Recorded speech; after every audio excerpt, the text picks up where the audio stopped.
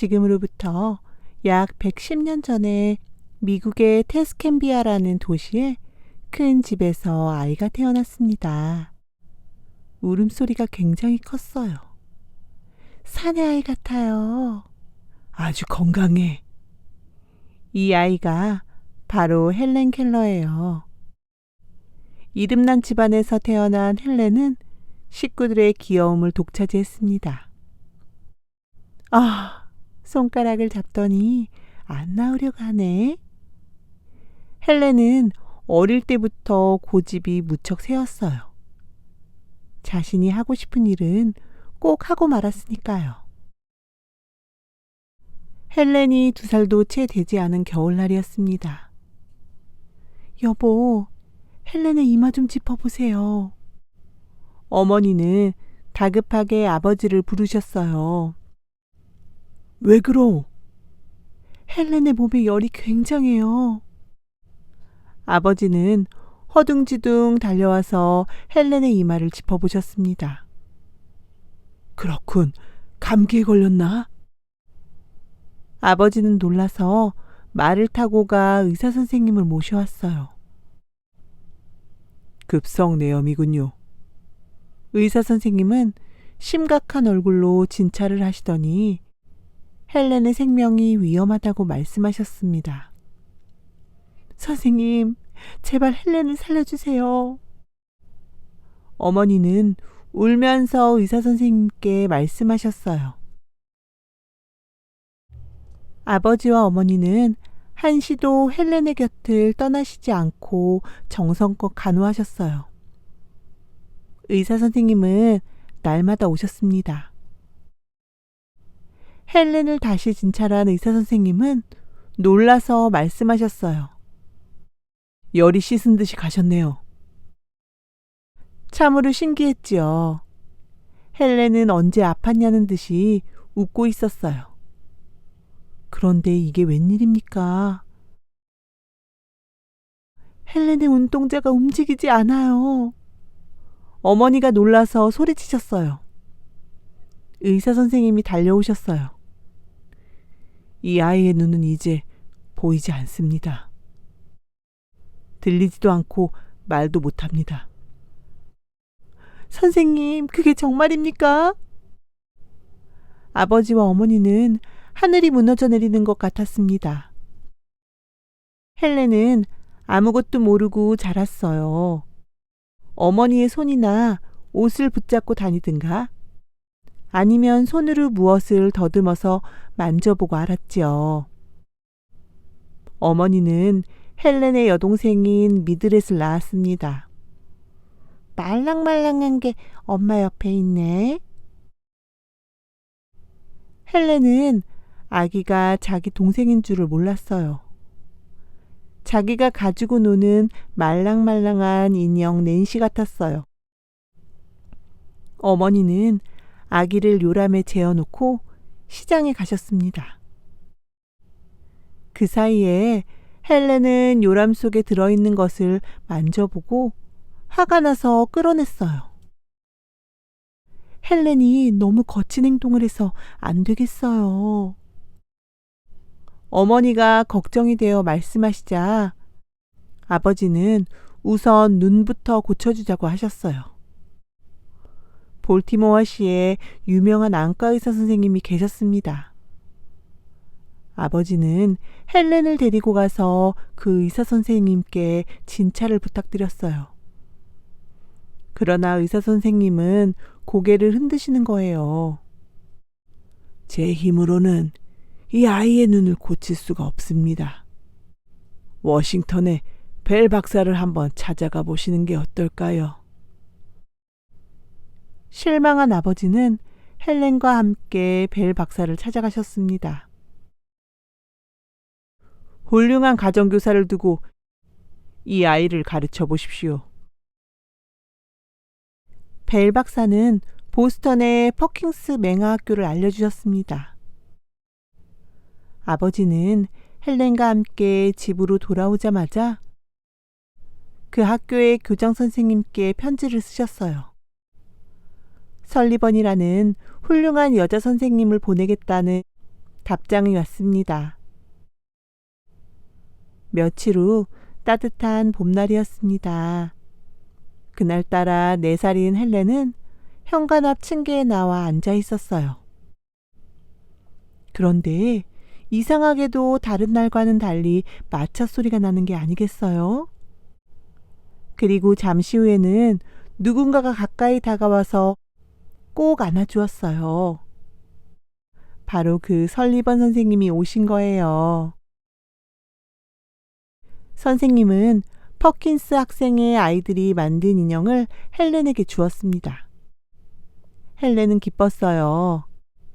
그때 선생님은 헬렌의 손바닥에다 인형이라고 쓰셨어요. 헬렌은 그것이 무슨 뜻인지 몰랐습니다. 재미있는 장난으로 알고 헬렌은 선생님께 자꾸 손바닥을 내밀었어요. 선생님은 계속 인형이라고 써주셨고 헬렌도 흉내내어 그 글자를 쓰게 되었습니다. 헬렌은 아무나 만나면 손바닥에다 인형이라고 써주었지요. 그것이 글자라는 것은 7살 때에야 알았습니다. 헬렌은 이런 식으로 공부를 했어요. 헬렌은 식사하는 버릇이 아주 나빴어요. 손에 닿는 것은 아무 것이나 마구 집어먹었어요. 식사 버릇부터 가르쳐야겠구나.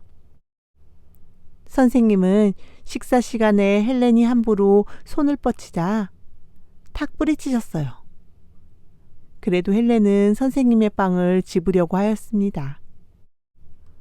선생님이 계속 뿌리치니까 헬렌은 심술을 부리며 몸부림쳤어요. 선생님은 문을 잠그고 모른 채 하셨지요.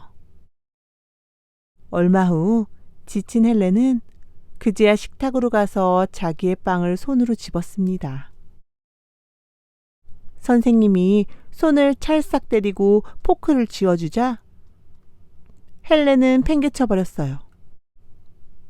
그래도 선생님은 포크를 끝까지 쥐도록 했어요. 나중에 헬렌은 할 수 없다는 듯이 포크로 자기 접시에 놓인 빵을 찍어 먹었습니다. 그 뒤부터 헬렌은 선생님의 지시에 따라 나쁜 버릇 하나하나 고쳐나갔어요.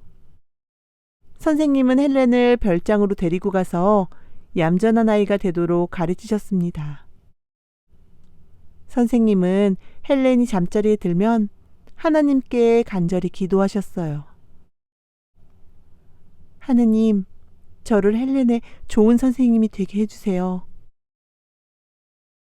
어느 날 선생님은 헬렌의 손을 펌프 주둥이에 대게 하셨어요. 힘차게 쏟아지는 물에 놀라서 헬렌은 손을 떼었습니다. 그러나 또다시 손을 내밀어 기분 좋은 듯이 물을 만지고 있었어요. 선생님은 그 기회를 놓치지 않고 헬렌의 다른 쪽 손바닥에 물이라고 천천히 썼습니다. 물, 물, 물 하고 되풀이해서 썼어요. 헬렌은 생각이 났습니다. 어렸을 때 달라고 조르던 물. 물이라는 말. 차가운 이것이 물이다. 헬렌은 비로소 물건에는 모두 이름이 있다는 사실을 알게 된 것입니다.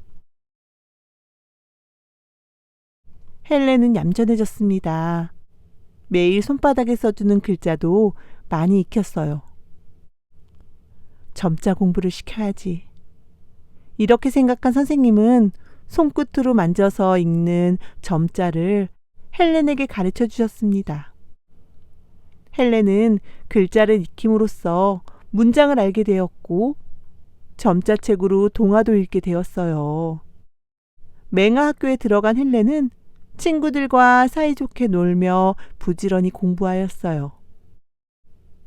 어느 날 램슨 부인이 찾아와 말씀하셨습니다.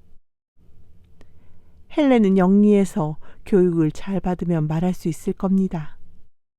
그게 정말이라면 얼마나 좋을까요? 부모님과 선생님은 귀가 번쩍 뛰셨습니다. 선생님은 헬렌을 데리고 말을 훈련시키려 다니셨습니다. 말하는 사람의 입술이나 혀의 움직임을 손바닥으로 만져가며 똑같이 움직여 말을 하는 새로운 훈련이었어요. 헬렌은 열심히 연습을 하였습니다.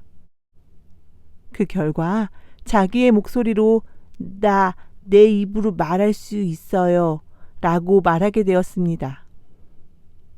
물론 더듬거리는 말이었지만 어머니는 너무 기뻐서 헬렌을 와라 끌어안았어요.